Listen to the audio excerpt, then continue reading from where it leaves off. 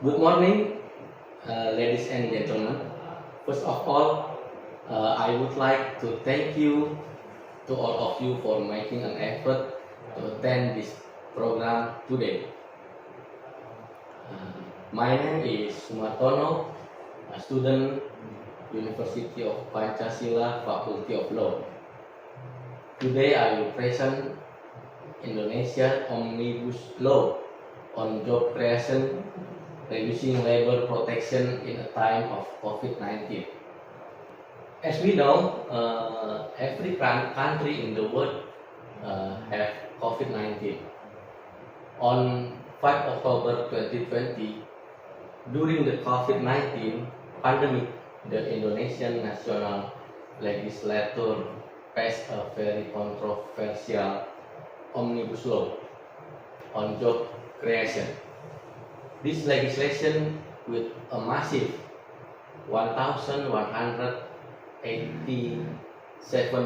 pages was then signed by President Joko Widodo and come into effect on 2 November 2020 and is now officially known as Law Number 11 2020 on Job Creation atau Undang-Undang Nomor 11 2020 tentang Cipta Kerja.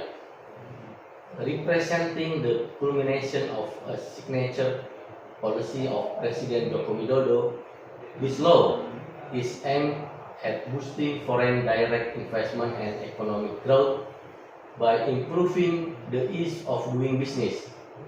Indeed, climbing the World Bank's doing business ranking appears to be at least partly a driver behind this policy. This law on job creation introduced a new framework for business licensing and then simultaneously amend 77 existing national laws covering a very wide sweep of issues including but not limited to environmental protection, spatial planning, special economic zone, small and medium enterprises, land rights, transport, energy, agriculture, fisheries, and taxation. Changes to the labor and social security law are also a key aspect of this law on job creation. And this paper will focus on this cluster of labor-related amendment.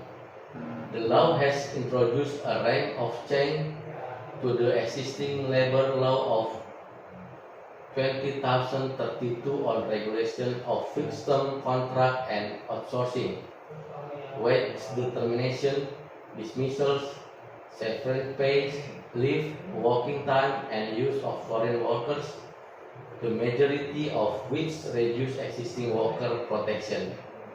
The law also introduced unemployment insurance as an additional form of worker social security scheme and amend some aspect of the overseas migrant worker law of 2017.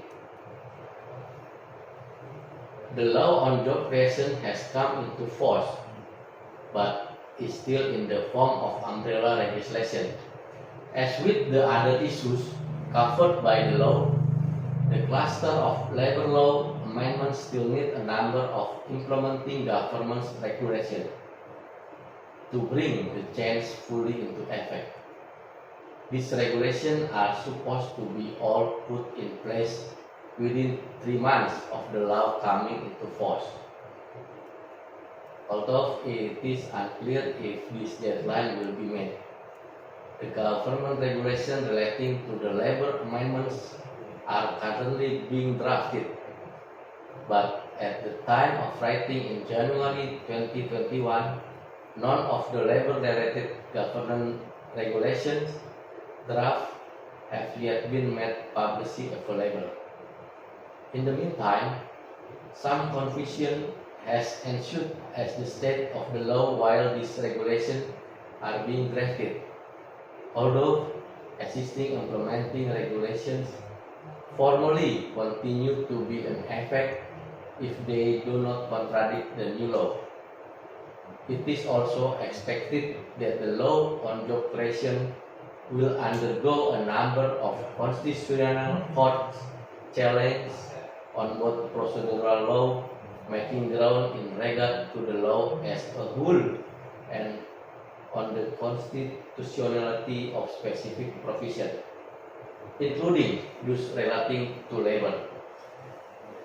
Unfortunately, Indonesia does not officially produce updated version of amended legislation, and the law user need to piece together the jigsaw puzzle of original and amending legislation and their implementing regulation, along with the impact of any relevant constitutional court cases.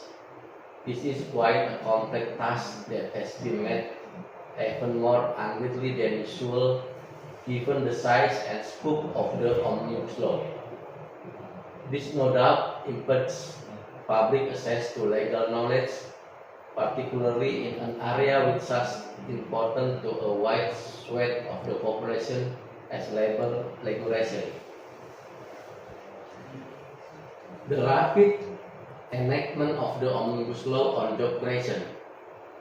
This is not the first time that the Indonesian government has attempted to loosen the labor protection provided by the 2003 labor law in late 25 and early 26.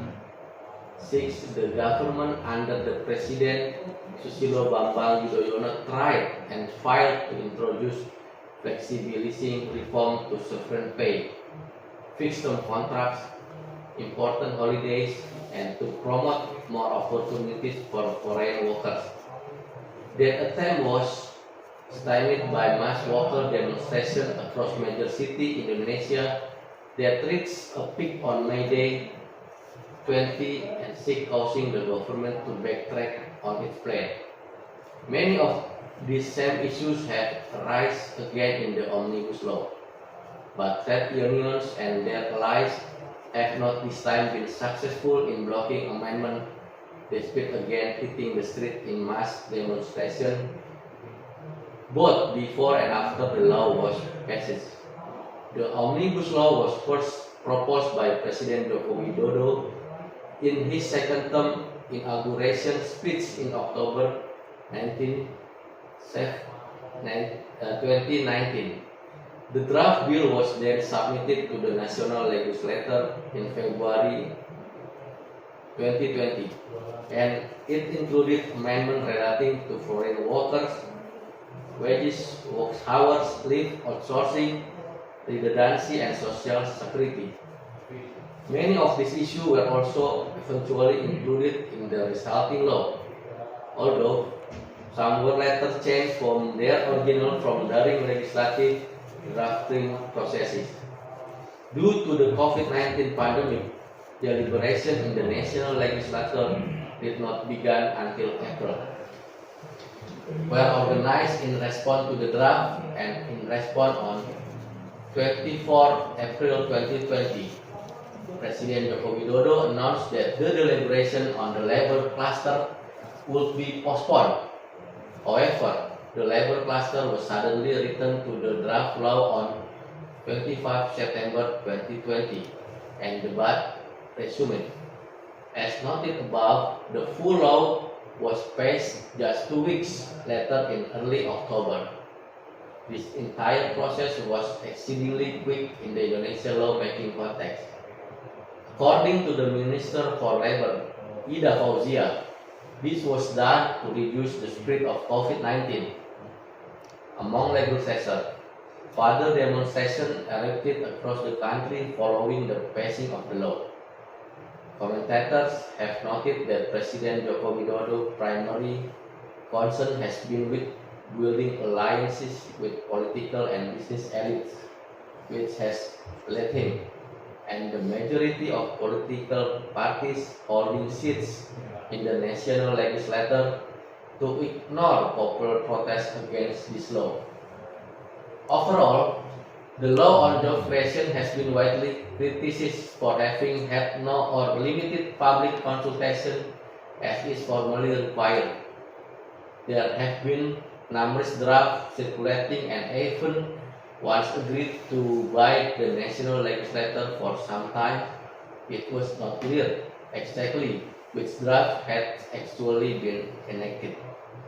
The final law also has a couple of errors with references to articles that do not exist, and there has been much misinformation circulating about its content, at least partly caused by all these drafts, rapid change and errors. Detail of key labor law change in the Omnibus Law on the operation: A. Fixed term contract. B. Outsourcing. C. Wage determination. D. Working time and leave. E. Dismissal procedure and dispute resolution. F. Permitted reason for ending the employment relationship. G. The calculation of severance pay. H. New unemployment insurance scheme. I. Foreign worker in Indonesia. And G. Indonesia overseas migrant worker. Thank you very much and see you again.